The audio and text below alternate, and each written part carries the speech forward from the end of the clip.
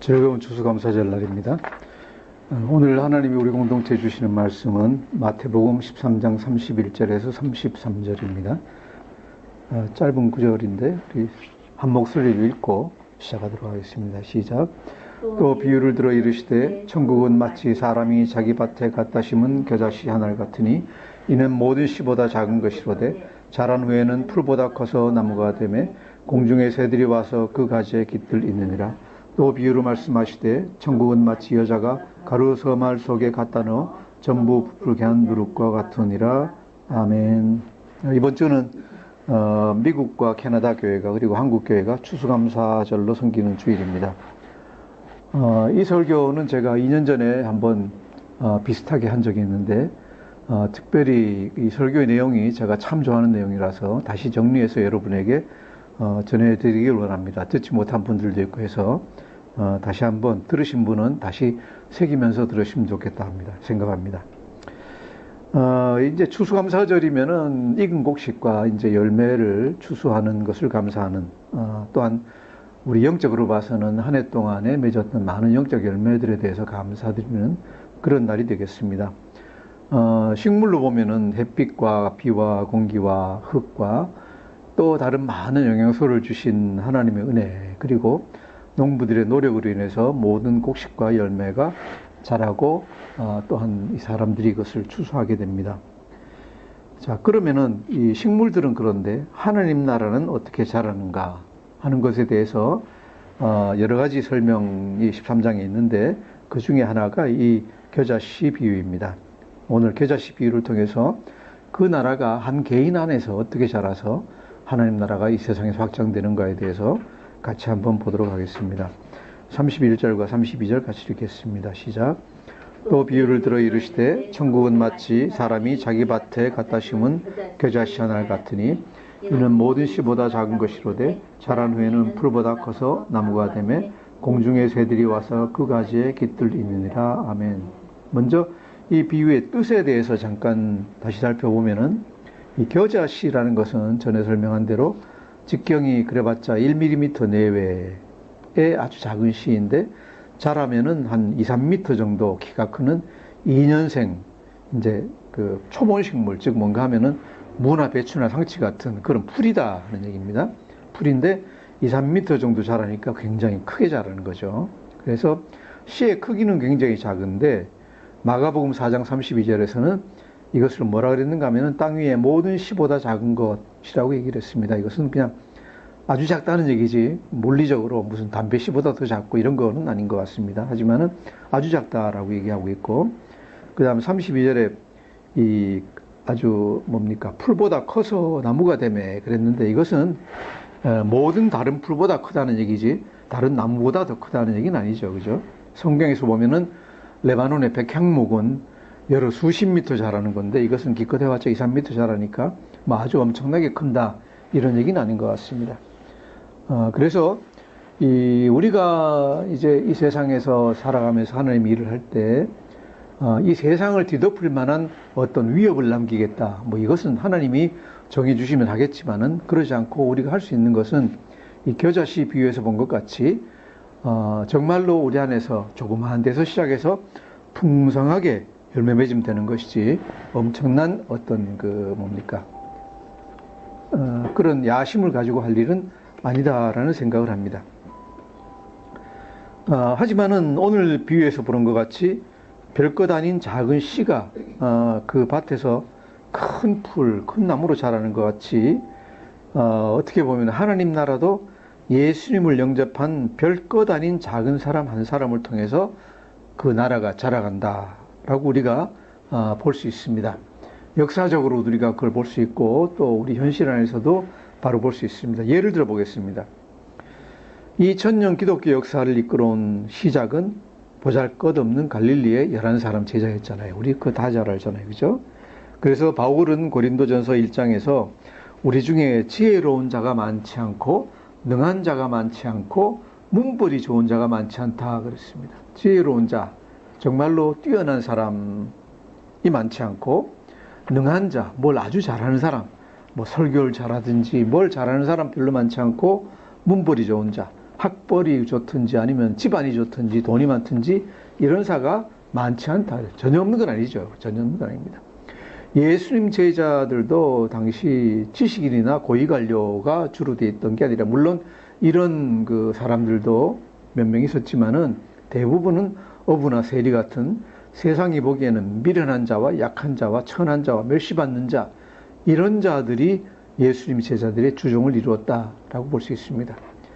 예외로 이제 바울 같은 지식인들은 정말 예수님 앞에서 완전히 깨진 다음에 박살 나가지고 전의 것을 다 깨져가지고 어느 정도로 느끼는가 하면은 세상에서 내가 가졌던, 옛날에 가졌던 모든 지식과 모든 이런 지혜와 이 모든 것은 거름같이 그냥 쓰레기같이 생각하노라 할 정도로 깨부숴 놓고 그 다음에 예수님이 그 안에서 역사하시기 시작했다 하는 걸 갖다 우리가 볼 수 있습니다. 그래서 예수님은 특별히 낮은 자 안에서 사역하신다, 일하신다 하는 것을 볼 수 있습니다. 또 초대교회의 수많은 순교자들 중에도 별로 유명한 사람이 없습니다. 무슨 뭐 황제가 뭐 어쨌다더니 아니면 뭐 어떤 총독이 뭐 예수님 믿고 순교당했다느니 이런 얘기 없어요. 기껏해야 어떤 뭐 지식인, 어느 정도 예수 믿고 나서 상당히 이렇게 이제 철학자들과 비견하게 될 만한 사람들, 이 정도 사람들이 이제 순교한 것이지 어떤 지위 높은 사람에 대해 순교에 대해서 우리가 들어본 적이 별로 없습니다. 이 사람들은 모두 다 대강 보면은 그리스도 안에서 거룩해지고 성경의 말씀으로 인해서 비전과 열정을 받아서 큰 일을 하는 사람들이에요. 우리나라 교회사를 봐도 마찬가지입니다.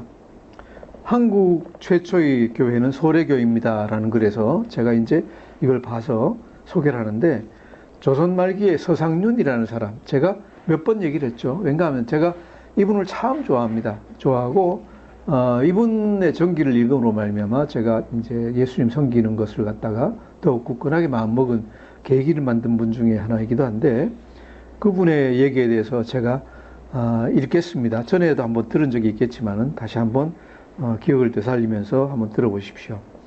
서상륜은 양반 가문에서 태어났으나 13살 때 부모를 잃고 만주에서 홍삼 장사를 하였다. 양반이 장사하면 완전히 타락한 거예요. 31살 때 만주에서 장티푸스로 사경을 헤맬 때 장사하다가 스코틀랜드 연합장로교회의 목사인 맥킨타이어에게 구호를 받은 후 왕쾌되어 기독교 신자가 되었다. 몇 달 후에 맥킨타이어와 같은 선교회에 소속되어 있는 로스 목사를 만나서 세례를 받고 그의 어학선생, 한자 가르치고 한글 가르치는 선생이 되었습니다. 그 뒤에 이성하, 이응찬, 백홍준과 함께 신약 성경을 번역하기 시작하여 1882년 가을 쪽복음 한 권 한 권 나오는 쪽복음 형태로 예수 선교 누가복음 전서를 간행하였다. 이는 우리나라에 선교사가 들어오기 3년 전의 일로 민족교회 성립의 기초를 이룬 것이었다. 1884년에는 예수 선교전서 마태복음과 마르코복음을 심양, 지금 시안양이죠, 이 문광서원에서 간행하였고, 1887년 이른바 로스 번역 성교, 로스 버전이라고 하는 신약 성서 한글 번역본을 예수 선교전서라는 제목으로 간행하였다. 우리나라 최초의 한글 성경입니다. 그렇게 성경을 번역한 서상륜은 또 하나의 사명을 갖고 자신이 번역한 복음서를 안고 가슴에 안고 압록강을 건너 고향 의주로 돌아오게 된다. 그러나 당시에는 성경 반입이 불법인지라 고려문, 이제 중국 청나라에서 한국으로 들어오는 그런 어떤 책문, 세관 같은 겁니다. 고려문을 통과하다가 국경 관리들에게 적발되어 붙잡혔다. 다행히 먼 친척인 김효순의 도움으로 성경 10여 권만, 열대 권만 챙겨서 밤에 도주하는 데 성공을 한다. 야밤 도주. 그렇죠? 이렇게 고향으로 돌아오긴 했으나 위기를 느낀 그는 동생 서경조와 함께 외가가 있는 황해도 장현의 소래, 한자로 송천 그러고 우리말로 소래라 그럽니다. 소나무 송자, 그 다음에 뭡니까? 우물레자, 샘천자. 송천 소래로 피신하게 된다. 거기서 그는 자기 가슴 속에 몰래 숨겨온 성경을 가지고 외가 친척과 인근 주민들에게 복음을 전하기 시작한다. 전도가 점차 활기를 띠면서 가정집에서 주일마다 예배를 드리게 되었는데, 이로써 1883년 5월 16일 한국 최초로 외부의 도움 없이 자생적으로 세워진 소래교회가 탄생하게 되었다. 선교사의 영향이 없이 자생적으로 교회가 생긴 나라가 아마 한국이 거의 유일한 나라가 아닌가 싶어요. 한편 1887년 9월 27일 언더우드에 의해서 서울에 설립된 최초의 조직교회인 세문안교회가 창립될 때 참여한 14명의 최초 교인들도 서상윤과 백홍준이 전도한 교인들이었다. 이 선교사들이 한국 들어와보고 깜짝 놀란 게 자기들이 아무것도 한 게 없는데 사람들이 예수 믿고 와서 세례달라고 다 찾아와가지고 놀랐다는 얘기들이 많이 옵니다. 그 이후 서상윤은 세문안교회의 조사로 세워졌고 전도사 정도겠죠. 언더우드 선교사의 동역자가 되었으며 선교 초기 권서인은 뭔가 하면은 성경책을 메고 마을마다 돌아다니면서 전도하면서 성경책을 팔던 사람들이에요. 이 사람들이 이 초기에 기독교를 전하는데 엄청나게 큰 일을 했다 하는 걸 갖다가 우리가 볼 수 있습니다. 권서인으로 전국을 돌아다니며 복음 사역에 놀라운 업적을 남겼다. 이 사람 지금 본 것 같이 비록 양반 가문의 자손이긴 하지만은 집안이 거의 망했죠. 망했으니까 장사꾼으로 나섰죠. 홍삼 장사 하러 가가지고 만주로 가가지고 그죠? 혼자 떠돌다가 병 들어가지고 선교사한테 간신히 구원받은 사람. 정말로 그 당시로 보면은 완전히 망한 집안의 자손이고 정말로 아무것도 아닌 사람이에요. 성경에서 얘기하는 겨자씨보다 더 작은 사람이에요. 그런데 이 사람이 무슨 일을 할 수 있을까? 세상에서는 아무 일도 할 수 없어요. 할 수 없는데 이 사람이 예수 믿고 나서 정말로 예수를 향한 갈망을 가지고 사역했을 때 작은 한 사람 때문에 한국의 개신교, 그리스도교가 시작되다시피 했어요. 최초의 한국, 물론 로스 선교사, 맥켄타이어 선교사가 성경 번역했다고 하지만은 실제로는 서상윤이 거의 한 거나 마찬가지라고 그래요. 또 교회도 세문안교회가 한국 최초의 교회라 그러는데 한국 최초의 교회는 소래교회예요. 그리고 선교사들이 세문안교회를 세운 게 아니라 누가 세웠다? 서상윤과 이 동료들이 이미 전도해서 세례받을 준비가 다 된 사람들을 통해서 세문안교회가 세워졌다 하는 얘기입니다. 선교사들은 한 일이 뭔가 하면은 뒤에 와서 공인을 해주고 여기에 힘을 더 실어준 것밖에 없습니다. 그래서 실제로 보면은 이분들이 교회를 세우고 이분들이 성경을 갖다가 다 번역했습니다. 다시 얘기하지만은 어떤 사람입니까? 처음부터 기독교 잘 믿는 사람도 아니고 양반 가문의 큰 사람도 아니고 그죠? 또 부자도 아니고 아무도 아닙니다. 단지 병에서 정말로 떠돌다가 선교사에게 구원을 받아서 예수 믿고 자신을 주님께 드리기로 작정한 한 사람, 이 사람 한 사람으로 인해서 한국 교회가 자라는 겁니다. 그래서 저는 항상 얘기할 때 주님을 위해서 나를 드리겠습니다라고 결단한 사람 한 사람보다 더 중요한 사람은 없다고 생각을 합니다. 한 사람이 중요합니다. 100명이 있는 데 가서 저희가 전하는 것보다 그죠? 100명의 정말로 코웃음 치면서 비판적인 생각 가지고 있는 사람들보다 한 명의 열정을 가지고 있는 사람이 훨씬 더 중요하다라고 저는 항상 생각을 합니다. 많은 지위가 높거나 영향력 있는 사람 절대로 필요한 거 아닙니다. 오늘 말씀과 같이 밭에 뿌려진 씨앗 중 가장 겨자씨같이 작은 사람들에게서 하나님 나라는 시작해서 큰 나무로 자라간다 라고 우리가 말할 수 있겠습니다. 여러분 어떻습니까? 나는 아무것도 아니다. 내가 뭘 알아? 내가 어떤 사람인데 내가 뭘 할 수 있을까? 라고 생각하고 계십니까? 천만의 말씀이에요. 우리가 그런 생각을 하고 있는 동안엔 하나님 우리를 쓰시지 못하지만은 우리가 결단을 하고 하나님 나는 비록 아무것도 할 줄 모르고 정말로 겨자씨보다 못한 인간이고 정말로 능력도 없고 가진 것도 아무것도 없지만 하나님 저를 써주십시오 라고 기도하면서 나가는 그 시간, 그죠? 당신이 결심하고 결단하는 그 시간, 그 자리부터 시작해서 여러분 안에서부터 시작해서 하나님 나라가 자라기 시작하고 이 나무가, 그죠? 작은 씨가 큰 나무가 되고 거기에 새들이 깃드는 그런 놀라운 역사가 일어날 것입니다. 그래서 저는 항상 모든 분들에게 결단하고 결심하고 나서기를 권면하고 그렇게 되기를 원합니다. 또한 이렇게 결심하고 나가는 사람에게 하나님의 말씀은 열정과 비전을 줄 뿐만 아니라 또한 그 사람 안에서 그 말씀이 누룩같이 역사해서 그 사람을 변화시킵니다. 저도 마찬가지였습니다. 예수 믿고 처음 사역 시작할 때 지금 생각하면 끔찍할 정도로 성미 급하고 남을 판단하기 좋아하고 그죠?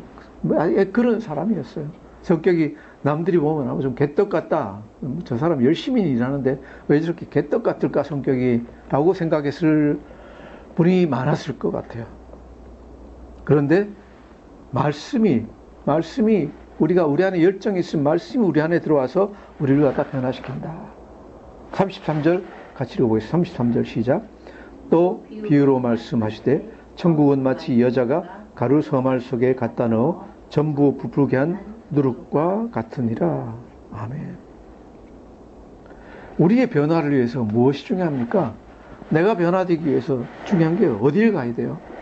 떠들썩하게 대회를 하고 사람들 모아서 컨퍼런스하고 무슨 큰 프로그램하고 이런 데에서 사람이 변하는 게 아니라는 것을 이제 우리는 알고 있습니다. 윌로크릭 교회에서도 보는 것 같이 프로그램이 사람을 변화시키지 않습니다. 교회의 프로그램에 참가하는 것이 사람을 변화시키는 것이 아닙니다. 이런 외적인 어떤 것이 우리를 변화시키지 못합니다. 우리 인간은 어떻게 변화됩니까? 이 말씀에서 누룩이라고 비유된 말씀을 통해서 우리 안에 열정이라는 뜨거움이 생겨나기 시작하면은 그 말씀이 우리 안에서 퍼지기 시작하고, 그죠? 이렇게 뭡니까? 정말로 몇십 배, 몇백 배로 자라나기 시작해서 차근차근 조용한 가운데 사람을 갖다 변화시킵니다. 빵에다 밀가루 반죽에다 누룩 집어넣으면 그게 무슨 소리가 납니까? 그죠? 소리가 안 나요. 보이는 것도 잘 보이지도 않아요. 그런데 보이지 않는 사이에, 소리가 나지 않는 사이에 그것이 그냥 훅 부풀어가는 것 같다 우리가 볼 수 있습니다. 그리고 그 변화의 중심은 뭡니까? 우리 눈에 보이지 않는 누룩이라는 것입니다. 우리가 변화하는 데 있어서 누룩의 역할은 무엇이 할 수 있을까요? 하나님의 말씀이에요. 하나님의 말씀이에요. 떠들썩하게 어디서 넘어지고 자빠지고 아니면 뭐 울고 짜고 아니면 무슨 큰 프로그램 이런 게 아니에요. 그렇게 시끄러운 데가 아니다. 조용한 하나님이 조용한 가운데 말씀으로 우리 안에서 역사하시면은 우리가 변화된다. 우리가 해야 되는 건 무엇인가? 변화되기 위해서 하나님을 향한 갈망, 하나님을 향해서 하나님 순종하겠습니다 라고 말하는 그 뜨거움, 이것만 있으면 하나님이 우리를 변화시키시는 줄 믿습니다. 제가 앞에서 얘기한 서상윤 선생도 하나님 사랑하는 마음으로 사역만 열심히 한 것이 아니었습니다. 서상윤 선생은 보면은 심령이 가난한 사람, 참으로 온유한 사람으로 바뀌었어요. 앞에 제가 인용한 글에서 제가 좀 더 인용하겠습니다.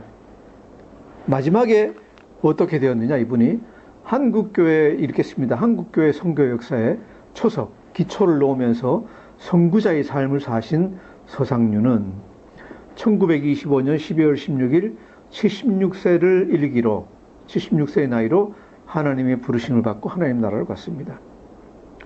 그는 비록 평신도였지만 그의 장례는 장로교 총회장으로 엄숙하게 거행되었습니다.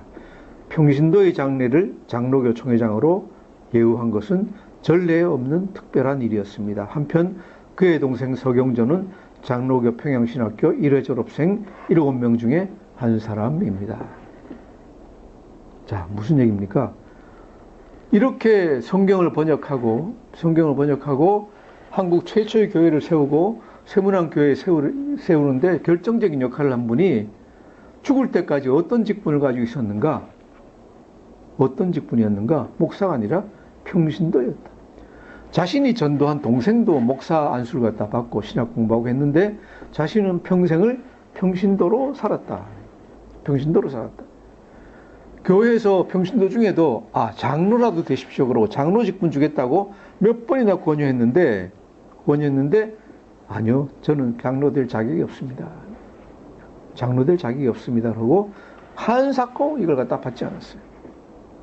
그 이유가 무엇이었는가? 이분이 결혼을 2번 했어요. 결혼을 2번 했어요. 어릴 때 부모님이, 옛날 한국에는 어릴 때 부모님이 짝지어주신 그런 얼굴도 모르고 나이도 모르고 누군지도 모르고 이제 이 첫날 밤에 만나는 그 신부를 맞아가지고 결혼을 1번 했는데, 나이 들고 난 다음에 또 좋아하는 여자가 생겨가지고 마음에 맞는 여인하고 또 결혼을 했어요. 그죠? 물론 그 전에 이제 결혼한 이 부인하고는 이제 정리를 해가지고 나중에 한 부인하고만 살았지만은 그래도 본인이 생각하기에 나는 성경 말씀을 어기고 2번 결혼한 사람이다. 예수님 모를 때 그런 거 아니에요? 율법 모를 때 그런 거 아니에요? 핑계가 안 된다. 핑계가 된다. 어쨌든 간에 나는 2번 결혼한 사람이기 때문에 내가 예수 믿는 사람은 될 수 있지만은 내가 리더는 되지 못합니다. 라고 얘기를 해서 심지어 장로 직분보다 조차도, 목사는커녕 장로 직분조차도 안 받았다. 얼마나 정말로 말씀에 충실하고 하나님 말씀에 순종하고 겸손한 사람입니까?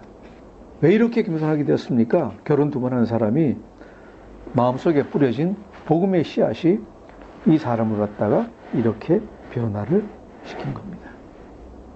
이렇게 겸손한 자리에서 일했기 때문에, 사역했기 때문에 다른 사람들에게까지 영향을 갖다가 미쳐서 한국 최초의 교회를 만들고 세문안교회를 만드는데 결정적인 역할을 할 수 있었습니다. 이 오늘날 교회의 리더들에게 제가 정말로 부탁하고 싶고 보여드리고 싶은 것은, 항상 들려드리고 싶은 것은 이분의 삶입니다. 그렇게 큰 일을 하고, 그죠? 그렇게 교회를 만드는데 결정적인 역할을 하고, 본인이 내가 담임 목사님 하겠습니다. 그래도 모자랄 판에, 그죠? 모자랄 판에 장로도 안 됐다. 왜? 2번 결혼했기 때문에. 그런데 오늘날은 어때요? 오늘날은 어때요? 많은 교회 리더들이 엄청난 죄악을 범하고도 하나님이 용서해 주시는 사랑의 하나님이니까 나는 용서받고 계속 교회 리더가 될 수 있습니다. 라고 아주 이상하게 하나님의 은혜를 갖다 끌어다 써요. 우리가 적용해야 될 원칙은 무엇인가? 모든 사람이 하나님 법을 어기고 잘못하고 죄를 범할 수가 있습니다. 그죠? 많은 죄를 범할 수 있는데, 결정적으로 예를 들어서 음행과 같은 죄는 하나님이 굉장히 타부시하시는 죄입니다. 옛날에는 초대교회 때는 용서받지 못하는 죄라고 할 정도로 이게 굉장히 큰 죄로 쳤던 거예요. 쳤던 건데, 그런 죄를 범한 사람들은 회개하고 예수 믿는 것은 당연히 좋습니다. 좋지만은 이 서상윤 선생 예를 따르면, 모범을 따르면 어떻게 됩니까? 교회의 리더가 되는 것은 안 된다는 얘기입니다. 목사가 장로도 물론이고 목사가 되는 것은 안 된다는 얘기입니다. 그런 분들은 목사를 내려놓고 열심히 정말 우리말로 백의종군하는 마음으로 사역을 하시는 게 맞다고 생각을 합니다. 동성애자도 마찬가지입니다. 교회에서 동성애자를 어떻게 생각할 것인가?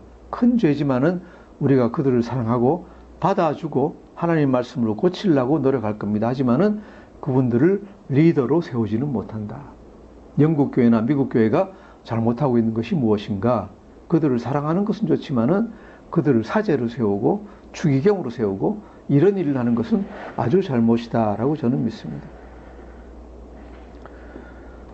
우리 서상윤 선생의 예에서 본 것 같이, 그 안에서 하나님 나라가 자라난 것 같이 지금도 하나님 나라는 자라나고 확장되고 있습니다. 어떻게?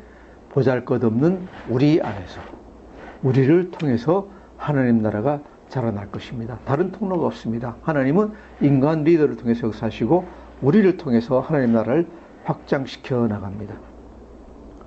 우리 예수공동교회가 사람은 많지 않지만은 정말로 하나님이 기뻐하시는 교회가 되려고 하면은 한 사람 한 사람이 하나님 나라의 참된 겨자나무가 되어야 됩니다. 그렇게 되기 위해서 뭐가 필요합니까? 먼저 하나님을 참으로 사랑하고 우리 자신을 하나님께 드리겠다는 헌신이 있어야 됩니다. 그렇게 하시면은, 하나님께 드리면은 하나님이 매일매일 말씀의 씨앗과 우리의 기도를 통한 성령의 도우심으로 영적으로 자라나게 해 주실 겁니다. 어떤 사람으로? 정말로 하나님의 성령의 역사하심을 도와서 이 땅에서 큰 일을 이루어나갈 수 있고, 또한 우리 영적으로도 심령이 가난하고 애통하고 온유하고 위에 줄이고 목마른 팔복의 사람으로 만들어 주실 겁니다. 사랑하는 여러분, 우리가 매일 자기를 부인하고 자기 십자가를 지고 예수님 따를 때 이 땅에 하나님 나라가 확장되어가는 놀라운 역사가 계속 일어나실 줄 믿습니다. 기도하겠습니다. 하나님 감사합니다. 그렇습니다. 정말로 아무것도 아닌 겨자씨를 통해서 하나님 나라가 큰 겨자나무로 자라난 것 같이 아무것도 아닌 저희들을 통해서 저희들 안에서 하나님 나라가 확장되고 저희 자신이 변화하고 또 세상을 변화시키는 놀라운 역사를 행해 주시니 감사합니다. 하나님, 우리 성도들도 하나님께 드릴 결심을 하신 분들이 있사오니 하나님께서 이들을 받아주시고 역사해 주시고 써 주시옵소서. 감사하며 예수님 이름으로 기도드립니다.